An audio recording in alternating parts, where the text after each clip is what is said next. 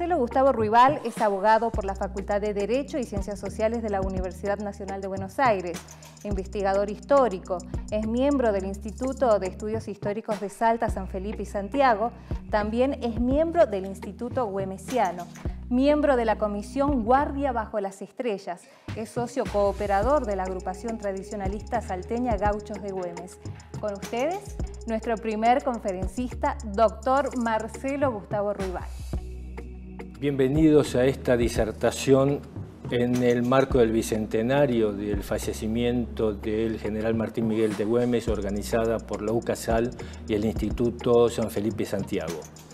Mi nombre es el doctor Marcelo Ruibal y los invito a poder llevar adelante una charla sobre los combates del campo de Velarde y del puesto del Marqués. Pero antes de poder hablar sobre ese tema, nos tenemos que poner en tiempo qué sucedía en esa época, pero fueron dos combates muy importantes, tanto en el año 1814 como en el año 1815.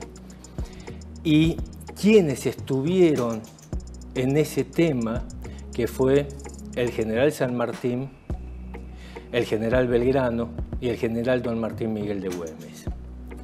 Güemes, en 1812, no participa de la batalla de Tucumán porque el general Belgrano lo había mandado a él con otros oficiales a Santiago del Estero a poder conseguir nuevos hombres para ampliar la tropa, juntar ganado y juntar caballada.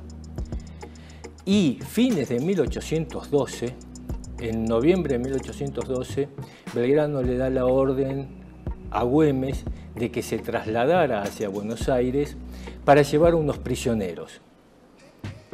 Así es como él, en enero de 1813, ya se encuentra en Buenos Aires y se incorpora al Estado Mayor del Ejército. San Martín había llegado a Buenos Aires en 1812, yendo desde España primero hacia Londres y de Londres hacia Buenos Aires. En Londres, lo que San Martín puede tomar conocimiento es del plan andino que tenían los ingleses para la primera y segunda invasión inglesa, que era tomar Buenos Aires, de Buenos Aires a la zona de Cuyo, cruzar los Andes, tomar la capitanía y por mar tomar Lima. Entonces San Martín ya venía con un bosquejo de lo que era ese plan cuando llega a Buenos Aires en 1812. En noviembre de ese mismo año contrae matrimonio con Remedios de Escalada, que era hija de Antonio José de Escalada. ¿Y quién era Antonio José de Escalada? Pariente lejano del padre de Güemes, que en 1777 habían venido con Martín Miguel, don Gabriel Güemes Montero, Manuel Escalada Bustillo de Ceballos, Antonio José de Escalada, José Manuel Bustillo y Ceballos, que venían en la expedición de Pedro de Ceballos. Con la familia de José Manuel Bustillo y Ceballos, Güemes, cuando viene para profundizar sus estudios como cadete en Buenos Aires y se queda para la primera y segunda invasión inglesa, estaba viviendo en la casa de José Manuel Bustillo y Ceballos. Entonces, él, al reunirse nuevamente con sus viejos amigos y su familia, obviamente que conoce a José de San Martín, que era yerno de Escalada. De esa forma, empiezan a forjar una gran amistad. Güemes le va transmitiendo a San Martín toda su experiencia sobre el norte y con las derrotas que sufre Belgrano en 1813 de la batalla de Vilcapugio y la batalla de Ayohuma, tiene que ir retrocediendo del Alto Perú hacia Jujuy, perseguido por las fuerzas realistas comandadas por Pezuela.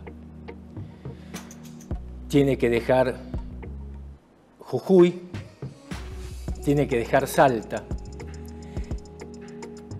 y a San Martín, el gobierno central, lo designa a cargo del ejército del Alto Perú para reemplazarlo a Belgrano. No nos olvidemos que San Martín no solo traía su prestigio de haber combatido contra las fuerzas napoleónicas en España, sino que había creado el regimiento de granaderos a caballo y había tenido el gran triunfo en San Lorenzo. Entonces, por sus conocimientos militares y su capacidad, es nombrado para reemplazarlo a Belgrano en el ejército auxiliar del Alto Perú. San Martín empieza a organizar la ida en 3 columnas. El teniente coronel Martín Miguel de Güemes se entera de que lo nombran a San Martín para reemplazarlo a Belgrano, entonces le pide poder acompañarlo. Y es así que el 6 de diciembre de 1813, San Martín se dirige a las autoridades centrales diciendo: al teniente coronel don Martín Güemes lo creo sumamente útil a la expedición auxiliadora del Perú que vuestra excelencia ha puesto a mi cargo. La opinión y concepto de este oficial y sus servicios constantes por la causa me hacen interesarme con vuestra excelencia a fin de que su solicitud tenga el éxito que solicita. Y es así, como les decía, que parten 3 columnas hacia Tucumán. La primera a cargo de San Martín y la tercera a cargo del teniente coronel Güemes. San Martín llega a la posta de Yatasto el 17 de enero de 1814 y ahí lo conoce a Belgrano. Belgrano se había retirado y había tenido que dejar también Salta, porque Salta había sido ocupada por el coronel Castro con las fuerzas realistas, a cargo de, calculamos, unos 2000 hombres. Entonces, en la posta de Yatasto se reúnen San Martín y Belgrano. Ahí San Martín le dice que se tiene que hacer cargo del ejército, pero le pide a Belgrano que se quede. Pero del gobierno central lo mandan a llamar a Belgrano para que se presente en Buenos Aires. Desde la posta de Yatasto continúan Belgrano y San Martín hacia Tucumán, donde el 18 de febrero llega Güemes con la última columna. El ejército del norte, o ejército auxiliar del Perú realmente estaba en un estado calamitoso. Y el mismo San Martín informa a Posadas diciéndole que le daban mayor trabajo los oficiales que la misma tropa. Entonces organiza una escuela de oficiales para entrenarlos, porque la mayoría de los oficiales del ejército no eran de carrera, como San Martín y como Güemes. Cuando ya están reunidos San Martín y Güemes, San Martín le pide a Güemes que se haga cargo de la avanzada general del río Pasaje, actual hoy río Juramento. En esto tenemos que tomar conciencia de la importancia que tenía este cargo de hacerse cargo de la avanzada del río Pasaje. Tomemos en cuenta, como les decía hace un rato, tanto Jujuy como Salta estaba tomada por los realistas. Los realistas sabían que el ejército estaba en un estado deplorable y por consiguiente el paso siguiente era avanzar hacia Tucumán. Entonces, lo que San Martín le está pidiendo a Güemes es que se haga cargo de la protección del ejército del Alto Perú. Es decir, evitar por todos los medios que las fuerzas realistas pasaran del río Pasaje, porque si no, al ejército auxiliar del Perú no le iba a quedar otra alternativa que tener que replegarse hacia Córdoba. La función que va a cumplir Güemes a su cargo cuando llega a Salta es muchísimo más importante, porque cuando llega muchísimos de los hombres que habían combatido con él en Cotagaita y en Suipacha, al enterarse que estaba, se suman con él en Rosario de la Frontera y va camino hacia Salta, entrando por el Camino Real, hoy actual, la vieja Ruta 9, que pasa por La Pedrera, por La Quesera, baja por La Pedrera y se va camino hacia la zona de Cerrillos, hacia el río Ancho, que había tenido una gran crecida, y las orillas del río Ancho eran con una pendiente bastante importante donde se podían ocultar las fuerzas que traía San Martín, que traía Belgrano. Tomemos en cuenta que Belgrano del ejército regular solo trae un grupo de hombres. El resto son todas milicias de Salta que se le van sumando cuando se enteran que él llega. Y sabiendo de que no podía enfrentar a las fuerzas de Castro en Salta, porque eran muy poderosas y estaban atrincheradas en Salta, lo manda al sargento Panana para que genere una provocación utilizando la misma estrategia que él había utilizado en Cotagaita, al general Nieto, provocándolo porque era una gran fortaleza y era imposible tomarla, entonces había que obligarlos a salir de la fortaleza, y es donde Nieto le da la orden a Córdoba para que lo persiga, y él les da la gran batalla en Suipacha como el gran triunfo de las primeras fuerzas patriotas. Utiliza la misma estrategia, manda a Panana a provocar a la gente de Castro y sale el mismo Castro con un gran grupo de hombres a perseguirlo a Panana.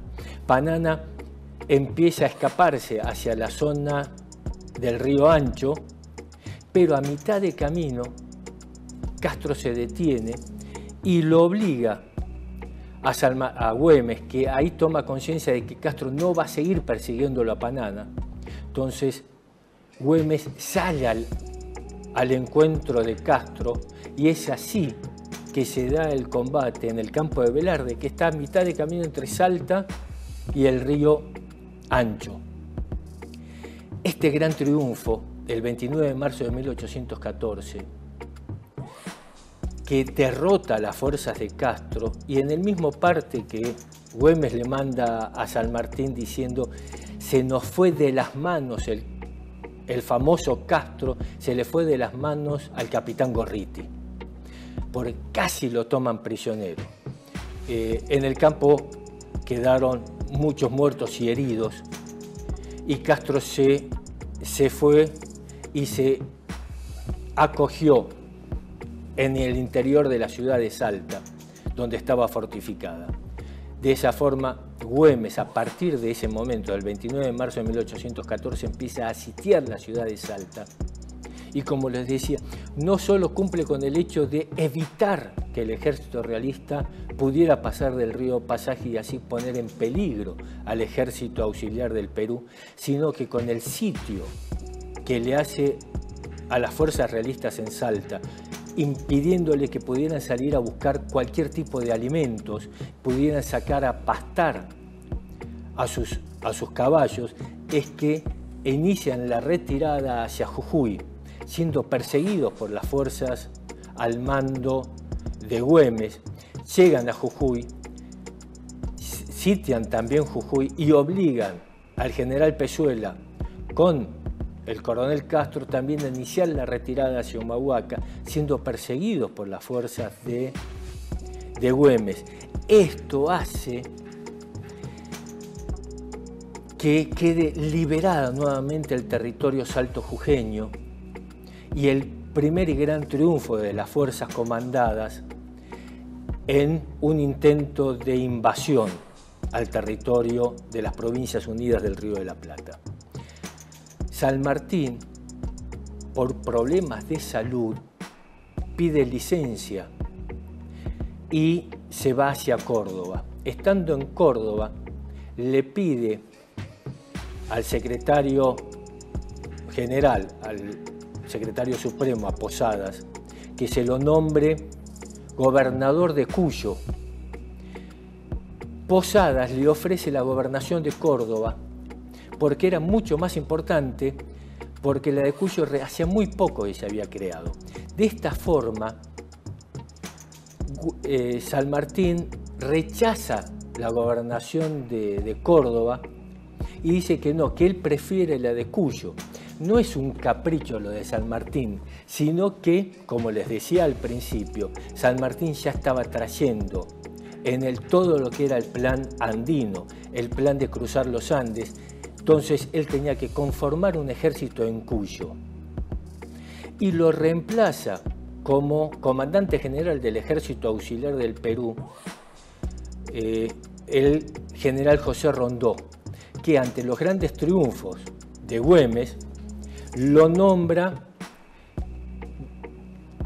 jefe general de la avanzada del Ejército Auxiliar.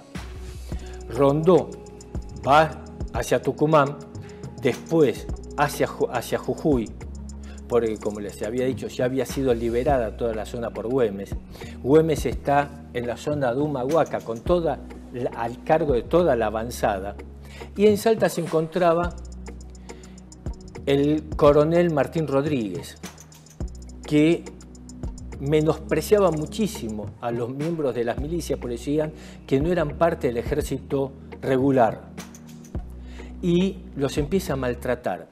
Esta información le llega a Güemes estando en la avanzada en Humahuaca, entonces le manda un oficio a Rodríguez diciéndole que terminara con el maltrato a sus hombres que estaban acostumbrados a ganar y eran héroes de las tropas patriotas, sino él personalmente iba a tener que volver desde Humahuaca para defender a su gente. Ante este hecho, Rodríguez le contesta diciendo: ¿quién se cree el comandante de milicias para dirigirse hacia un oficial del ejército reglado? Lo que Rodríguez se olvida, que Rodríguez no era un oficial de carrera, y Güemes sí era un oficial de carrera, que se había iniciado como cadete. Entonces el que verdaderamente era un oficial del ejército reglado era Güemes y no Rodríguez. Todo este tema llega a los oídos de Posadas, y Posadas toma dos determinaciones. Una, el tema de dividir la gobernación e intendencia de Salta del Tucumán en dos gobernaciones e intendencias, en gobernación e intendencia de Salta y gobernación e intendencia del Tucumán. Y le da la orden a Rondó de que se lo saque a Güemes como comandante de la vanguardia del ejército y se lo nombra en su reemplazo a Rodríguez. Cuando Rodríguez toma el mando en la avanzada, le exige a Güemes que deje a las milicias, y Güemes le contesta diciéndole que las milicias no eran parte del ejército regular como Rodríguez sostenía. Por consiguiente, todas las milicias altojujeñas iban a regresar con él hacia Salta. Rodríguez le lleva muy poco tiempo como comandante de la vanguardia, porque a las 2 semanas de haber asumido, sale con un pequeño grupo de hombres hacia la zona del Tejar, que militarmente es inexplicable cómo el jefe de una vanguardia podía salir con tan pocos hombres. Vigil, que era el comandante, el coronel Vigil, que era el comandante de la vanguardia realista, toma conocimiento de este movimiento y a la noche del 19 de febrero de 1815 toma prisioneros, ataca al campamento de Rodríguez y toma prisionero a todos menos a Necochea, que por su gran experiencia como jinete monta a pelo y escapa sin riendas y puede ponerse a salvo. Rodríguez queda como prisionero de Vigil, lo mandan hacia el campamento central de Pezuela, en el Alto Perú. Pero esa es otra historia de qué es lo que pasa ahí, porque Rodríguez empieza a tener las negociaciones con Pezuela de generar una rendición del ejército patriota y hacer un pacto de no agresión con el ejército realista, diciéndole que él lo podía convencer a Rondó de esto. Güemes regresa a Salta con las milicias y se lo nombra comandante militar de la campaña de Salta. Y inicia toda una marcha por los distintos sectores de Salta, de Jujuy, llegando hasta Humahuaca, donde estaba la vanguardia del ejército auxiliar, a cargo de Cruz. En este caso, él sigue avanzando y avanza con parte de la vanguardia y se dirigen hacia el puesto grande o puesto del Marqués, que está pasando Humahuaca, que eran las tierras del Marqués de Sojo, del Marqués Fernández Campero, que después va a ser un gran colaborador del general Güemes. Güemes tiene conocimiento que gran parte del avanzado, unos 200 hombres, se encuentran en el campo del Marqués. Entonces él inicia sus marchas hacia el campo de Marqués y le presenta combate a las fuerzas de Vigil, generándoles una gran derrota y obligándolo a Vigil a retirarse hacia el Alto Perú, y donde cuando Pezuela toma conocimiento de este hecho, dice: Rondón me ha traicionado porque habíamos hecho un pacto de no agresión. Es decir, se estaba confirmando lo que Rodríguez le estaba planteando a Pezuela. Esto surge de las memorias del general Pezuela. Y toma como que Rondó había dado la orden de atacar a la vanguardia, pero en realidad Rondó jamás tuvo que ver en el combate del puesto grande o del puesto del Marqués, sino son las fuerzas de Güemes, y Güemes es el que toma la determinación de atacar al enemigo. Esto implica, esta gran derrota, que las fuerzas del general Pezuela inicien su retirada del Alto Perú hacia el virreinato del Perú, liberando todos los pueblos. Así es como el general Rondó, un tiempo después, inicia sus marchas hacia el Alto Perú y toma el Alto Perú sin disparar un solo tiro, porque las fuerzas realistas habían abandonado el Alto Perú. Esto es la gran importancia que tuvo el combate del puesto del Marqués, de generar el retiro de las fuerzas realistas, como también sucedió con el combate del campo de Velarde, de que obliga a las fuerzas realistas a abandonar el territorio saltojujeño. Y aquí se inician las grandes defensas del territorio del virreinato de las Provincias Unidas del Río de la Plata por las fuerzas saltojujeñas comandadas por Güemes, parando infinidad de invasiones. Y las fuerzas que comandaba Güemes, de palabras de un oficial del ejército realista, el general Camba, en sus memorias, que habla del respeto que se le tenía a las milicias saltojujeñas. Y él dice: los gauchos, individualmente valientes, tan diestros a caballo, que igualan, si no exceden, a cuanto se dice de los célebres mamelucos y los famosos cosacos. Los mamelucos y los cosacos eran la caballería que mayor prestigio tenía en toda Europa. Esto era el gran respeto que se le tenía a los guerreros comandados por Güemes. En otro punto de sus memorias, él habla: los gauchos eran hombres de campo, bien montados y armados, todos de machete o sable, fusil o rifle, de los que se servían alternativamente sobre sus caballos, con sorprendente habilidad, acercándose a las tropas con tal confianza, soltura, sangre fría, que admiraban a los militares europeos que por primera vez observaban a aquellos hombres extraordinarios a caballo y excelentes disposiciones para la guerra de guerrilla y de sorpresa. Tuvieron repetidas ocasiones de comprobar este hecho.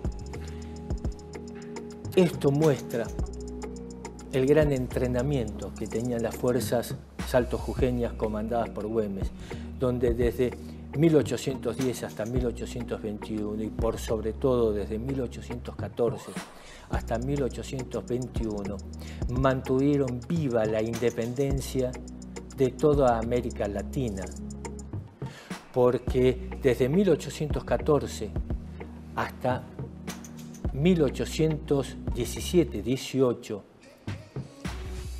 toda América había sido recuperada por la corona española, quedando tan solo las Provincias Unidas de Sudamérica como único bastión de la independencia, que luego San Martín en 1817 libera la Capitanía de Chile. Bolívar se puede hacer más fuerte y empieza a luchar nuevamente en la Capitanía de Venezuela, generando luego la independencia de toda América. Muchísimas gracias por su atención. Espero que haya podido darle alguna información y les haya gustado la disertación. Muchas gracias, que tengan un lindo día. Hasta luego.